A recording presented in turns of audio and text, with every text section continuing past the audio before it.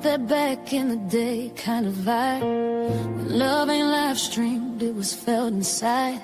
No posts, no tags, no midnight tests, just loyalty and a little bit of respect. Before everybody knew your business, before who you with turned suspicious, before the GPS and the passwords too. Love was simple, just me and you.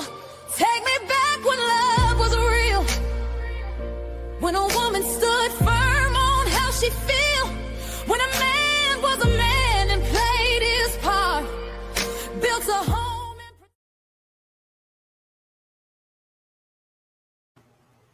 Hey everybody, welcome in. I'm Miss Savage and this is Miss Lala and we are Savagely Uncut. How's everybody doing today? So how you doing tonight? I'm good. How are you? I'm great. So let me ask you something. How do you feel like our first show went? I think it went well. So I would say let's talk about it. Okay, girl. Yes, please. Let's please talk about it. Let's break down first how we see Savagely Uncut being and explain to people, like, maybe, right, how we want them to see our vision of Savagely Uncut. Right. So why don't you go first? Well, I believe that a lot of people gave some great feedback about the show, but what a lot didn't realize is that we are actually here to have conversations again. Like, not be on the phone, not, at dinner and you're completely ignoring each other, but to actually have conversations. So that's what we're trying to bring back, is actually digging deep into certain topics, into certain subjects, and actually looking at having an in-depth conversation with one another. Right. Yeah, I agree. I feel like so a lot of podcasts, they just either ask a question and then it's like this quietness, or it's almost like you're interviewing, like you're on like a real talk show. But right. I think having a conversation, like you're sitting around like a dinner table, or you're sitting on a couch with friends, you know what I mean? Mm-hmm. Having a drink, or, maybe you get excited. Like, I know we got some feedback, some good feedback too. Like, a lot of it, I love good feedback, so we know how to make it better. Maybe we might want to change some things, but I could see why people thought like either we were like talking over one another, or maybe not, or maybe they thought like, I think one of the feedbacks was they thought like Sean took over the show. But I think when you're having a good conversation and, you're excited about a story and everybody's like, talking, I feel like, that's more being like authentic than, being like, okay, pause. Right. Pause. And so yeah. And I think a lot of times what a lot of people were like, oh my God, y'all, you guys are messing up because you kept recording even after the fact. But we like that. We like that authentic, raw. We actually can make fun of ourselves and laugh and have a blooper, and that's what we want. We want to be able to be very authentic with each other, and especially when it comes to our guests, come to me and you, and actually, like I said, have these conversations, like, whether it's about parenting, whether it's about, domestic violence, divorce, dating, comfortable, the single, right. We want to have those raw and uncut type of conversations. For sure. And I feel like, us like starting off with like you asking Sean a question, like a story about me, I feel like that was like an icebreaker situation, to where it just lets everybody loosen up and allow him to feel comfortable and be like, okay, I can do this. Because I feel like some people are nervous. I know I was nervous at first being on somebody's show, or when I get asked to go on a show, I don't know what kind of questions they're going to ask me. So until I can like kind of settle in, so I can see that, Oh, absolutely. Yeah. And then, I feel like, I know everybody was coming hard about the comments and stuff, but for everybody to know, like, this platform is a lot. And I shouldn't even say we, I should say Lala. This Lala learned it in like 72 hours. So we're still learning the buttons and stuff, and she's doing a great job because it took me 30 minutes to find one button. So I don't even think I'd be able to. There's no way. There's just no way. I'm not even gonna lie. Just looking at it makes me have a headache right now. Right. When I see all this over here, you know. Exactly. So what do you think about our first episode yourself? What do you think about it? I loved it. It's for me, it's a full circle for me. Like for people that don't know, like I thought about this over a year ago. And so earlier I was just telling Miss Lala that a lot of my stuff in my notebook has already came full circle. So for me, I saw this being a place, a platform to where we could talk about the real stuff. We could talk about the hard stuff. You know, I want to be able to laugh and cry, but most of all, I want it to be relatable. You know, I don't want it to be boring. I don't want people to just kind of click on and click off. I want them to be engaged and then want to know what's going to happen, you know, on the next show and then be a platform. I eventually want this to be so big to where we could be a voice for others, for people that don't want to be a voice for themselves, if that makes sense, you know? Right. Exactly. So, yeah. And I've always seen this with two people. I almost had to do it by myself, but I was like, no, I'm not gonna be able to do it myself. And that's when I called you, and I was like, you know what, but I had thought about you a year ago when I had like a few girls in my head, and I was like, and I used to see your stuff online and everything that you used to do with the wine and stuff like that. And, you know, just the comments and the memes that you post. I'm like, you know what, I think, and she Aries too. Oh yeah, this could work. Oh yeah, exactly. And then I called you. I'll never forget when I called you. I texted you. I was like, girl, I got to talk to you. And I called you and I asked you, and I was like, I asked you about the podcast and stuff. And you were like, let me think about it. I was like, as long as, is it going to be something that, you know, that's dumb? No, it's not. It's not for me. Right. When you told me what exactly you was doing, I was like, okay, yeah, I can be on board with that. I can be on board. Yeah, I was so shocked with your answers when I asked you. Every answer you gave me was pretty much on my checklist of things, and I knew right then that we would fit. We would fit. I think that's the thing, like, because we actually do have a small history, a lot of people would never have thought us, you know. For sure. You know, for sure. Like, what? They didn't hang out like that back then. Exactly. And I hate that, because it's like people that like meet each other at work end up becoming like the best friends, like end up becoming like, you know, knowing each other 50 years down the line and stuff, you know? So I hate that concept of, oh, well, y'all, because Vegas is small. And I feel like people, you know what I mean? So they want to give their opinion, which is fine. You know what I'm saying? It's fine. But I just feel like, you know, just because we didn't hang out and we weren't hang out like that and weren't the best of friends back and like, you know, in that same circle of friends back then, didn't mean that you don't meet those people. I feel like people hang out later in life for a reason. Exactly. You know, and you know me, what I always say, you need to build your tribe. So building your tribe, you need to have people from all kinds of walks of life in your life, you know, because they could be a lesson to you. They could be, you know, some type of teaching, you know, networking. So you need to be able to build your tribe. You're right. Because not everybody, even your closest friends, could be in your tribe. Exactly. You know, it's like, you know, if they don't see your vision, I'm a type of friend that will root for my friends. I want everybody to win. And everybody that knows me will tell you that. Like, I want to bring everybody with me. I just want everybody to be a part of it. You know, I'm usually 90%, I'm pretty much in a good mood. I'm a cheerleader. So for me, it's like, you know, my tribe needs to be like that too. Right. Exactly. Uplifting. You want people that's going to always be uplifting to you, even in your life changes. You know, the changes that you have, especially as we're getting older, you want someone who is always going to be saying, you know what, embrace the change, embrace this. You know, it's okay that you went through this. It's okay, you know, that you went through that. It's all right. You know, so that's when you have to start building your tribe. That's when you need to understand that a lot of people are not going to go with you in your later life. You know what I'm saying? And you can hire and fire friends just as much as you do, anybody else. You sure can. I fired a lot of friends last couple of years. Yeah, and that's the thing. It's like people keep holding on to this. Well, I'm loyal, and I totally understand that. There's nothing wrong with loyalty, but it's a problem when someone is actually underlying jealous of you, or really don't want to see you win. Right. At anything. You know what I'm saying? At anything. They're okay with mediocrity, and they want you to be okay with it too.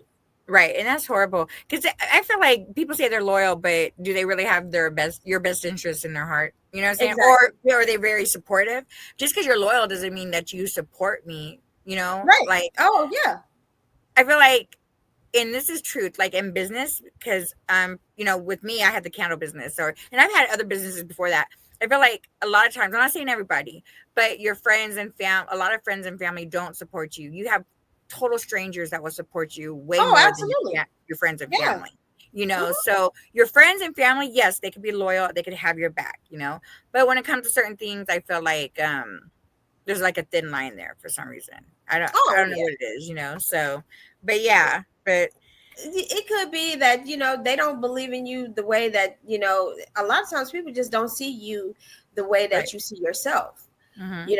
So it could be that they just don't really envision you with doing anything other than mediocrity, right? That's it. So they don't want you to be great. They want you to be stagnant as long as they it's like those ones that hang out on the block. So you hanging out on the block, so you want everybody else to hang out on the block every single day. You have nothing else going on but hanging out on the block. Right. So, and then when you say, no, I don't, that's not for me. Now you think you're better than the next one. Now you think you're better than us. No, it's not about being better. I just don't want to live this type of life. And that's okay. Yeah. That's okay to be like, well, you know what?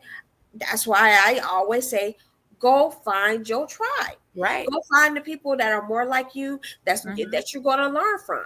Yeah. Because I'm telling you, it is very, the more and more you get older and you realize a lot of stuff, people are just stuck and stagnant in their own ways, and they get in their own way. Yeah. So I believe that. Like, my tribe now is small. So, and I feel like each friend that you have in your tribe, you learn something from. If you could learn something from them, that's great. You know what I'm saying? And like the friends I have now, I've had them forever, since high school, and my best friends I've known since second grade, but they all bring a different element to make me a better person. And then I hope that I bring them an element too, but I feel like each friend is like a puzzle piece in your life, right? Like, I'm pretty sure you have your couple girlfriends that are like a puzzle piece for you in your life, like my girlfriend Julie, for instance, like I always call her like my Jiminy Cricket. she's on this shoulder right here, and but she's always been like that, like in a good way though. She gives you advice, she tells you how it is. She's a very honest person. She don't like, she cuts through the bullshit pretty much, so it's good to have one of them type of friends to keep you on like that straight and narrow path pretty much. Exactly. So when you say find your tribe, and now I have you because we have this show. I feel like yes, and that's you know me, puzzle piece. And I keep it very raw and uncut. For sure. And that's how I saw this. But when I first thought about doing this show, I had just went through a lot. I went through a divorce. I went through first I went through a bad separation, then I went through a divorce, but I also was dealing with health problems and stuff like that.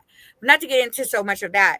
When I was going through everything, I didn't really have a platform. And so I thought about it. I didn't have nowhere to turn, even if I would Google YouTubes or shows, or maybe, I can go to therapy, and talk to a therapist, but that's not what I wanted. Like sometimes they say your girlfriends are your best, or your best therapist or something, but sometimes you don't even have that, so it was hard to find like an outlet and to be able to hear other people's stories and what I was going through.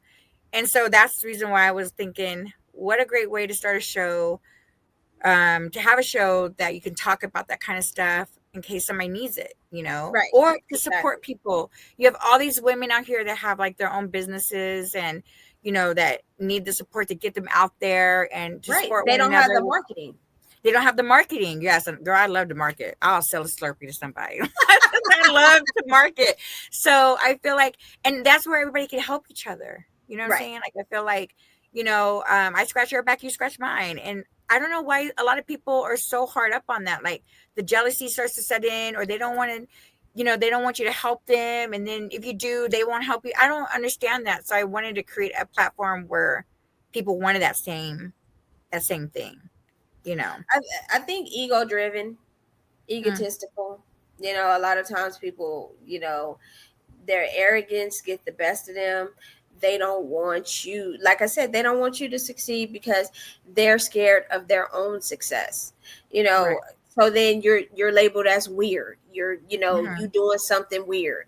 You're labeled as something else to kind of get you to be at bay.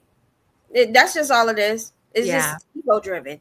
Yeah. So unfortunately, we live in a society where people just cannot stay in their lane and support other people. Yeah, and it kind of They can't. sucks because we would all be so successful, like, Oh, absolutely. and I mean, with a couple of my girlfriends that they have their own business and stuff, we share all the time, however we can help each other, whatever we can do for each other. And that's how it should be. So I'm Yes. hoping moving forward, we get, a lot more, women, even men, that have their own businesses, and we can, especially with the holidays coming, like, I'm excited Right. to do that segment for Yes. sure. Yes. We definitely want to incorporate a lot more small businesses into the show and Hmm. showing, really putting a spotlight on these businesses and helping them with their marketing. Yeah. So I hope we that get is so big. definitely something that we plan on doing. Right. I have a dream that we get so big that we have like this big Savagely Uncut, like, um big thing at the park. Everybody's got to bring their own business and open up, kind of like a, what do you call them, like a farmer's market type thing, but it's like, Yeah, that'd be everyone just say cool. Savagely Uncut Yeah, that'd be cool though. market. That most And we can definitely run the show cool. at the same time, be interviewing people. Hey, you want to come on Right, the show? right, and at least, and that's why we wanted to talk about it. Is like we want to have fun. We also, Yes. everything is so uptight right now. Like I everything, know you can't even talk everybody about is so, anything. they wake up angry. It's like, I can't okay, wake up angry. I can't, I I can't. cannot. I can't. 98% of the time when I wake up, I'm good. I'm in a Yeah, good mood. You know I'm what I'm saying? definitely. Mhm. 98% of the time, I'm in a good mood. My friends be mad at So me.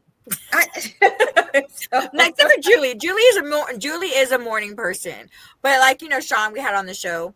He called me at 6 o'clock this morning, and I was like, hell, well, 6 o'clock his time, but no, I'm sorry, 6 o'clock my time because he works graveyard. And so I was like, hello, and then he was like, what are you doing? I said, still laying in bed. And then he's like, okay. He was like, so are you asleep? I said, no. And he's like, oh my god, I was calling to mess with you. I thought you'd be asleep. I was like, well, what? But I can talk. He's like, I don't want to talk to you. I just wanted to mess with you. I was like, well, and then so he hung up because he was so mad that I just woke up like, you know.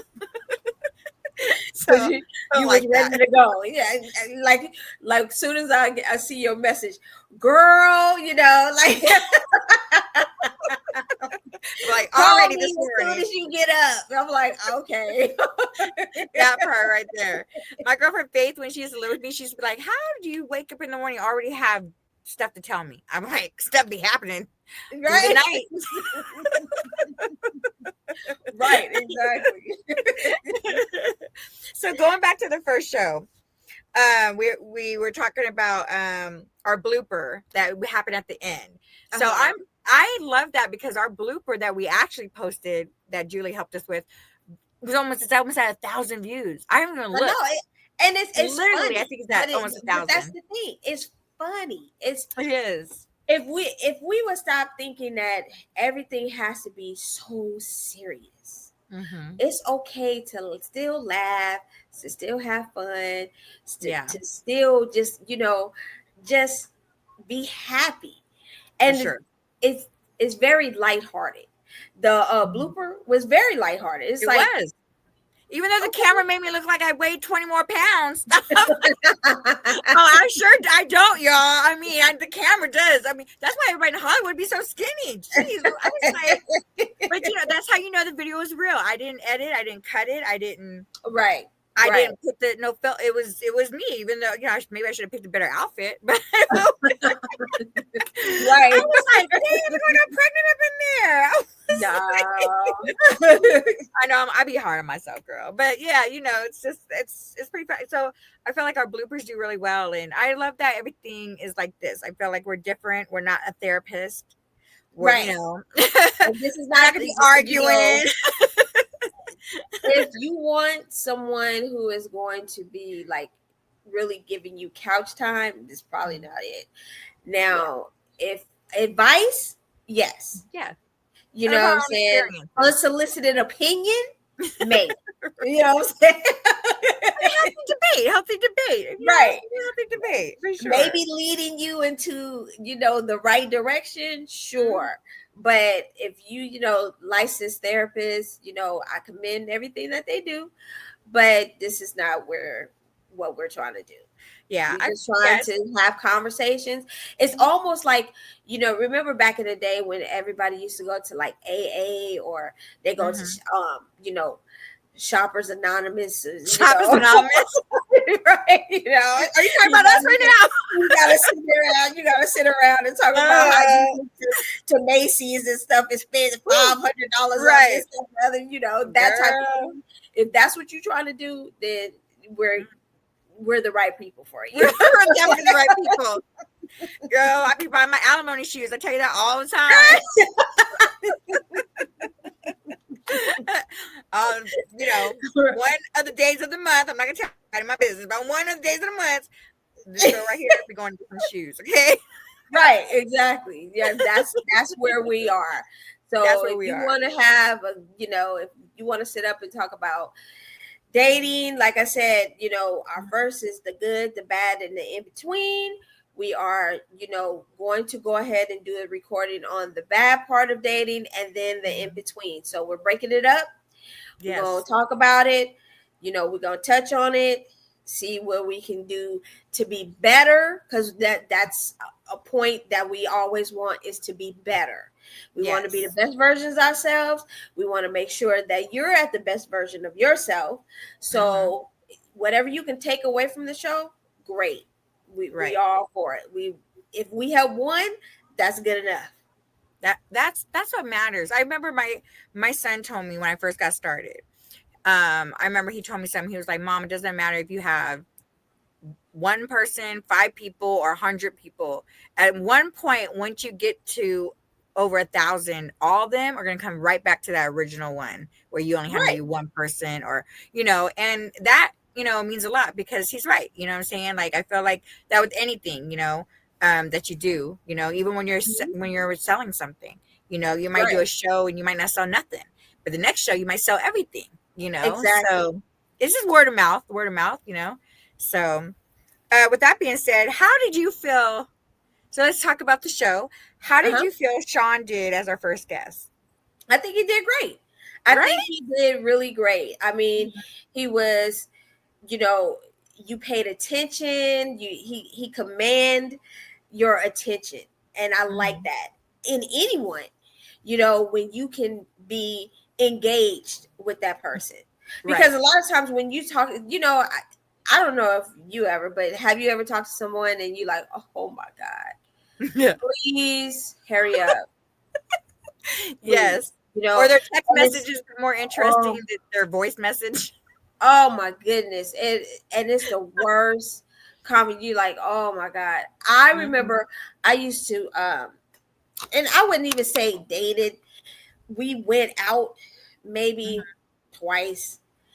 Oh, we had the worst conversation in the world. Wow. I mean, so bad. I'm like, talking to you is, I actually want to run into traffic. Like, I literally was like, oh my God, this dude's, he just was so not engaging.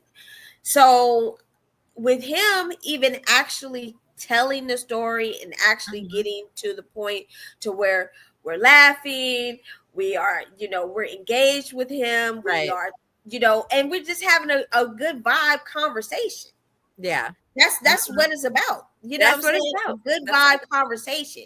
So I think he did very well. good. I would like to have him back on again. Me too. Yeah, he was good. I was a little nervous though when you asked him that first question, the icebreaker question about, tell a story about Miss Savage. Girl, a lot of them was going through my head. I was like, okay, wait. You're like, which story you gonna pull up? Wait.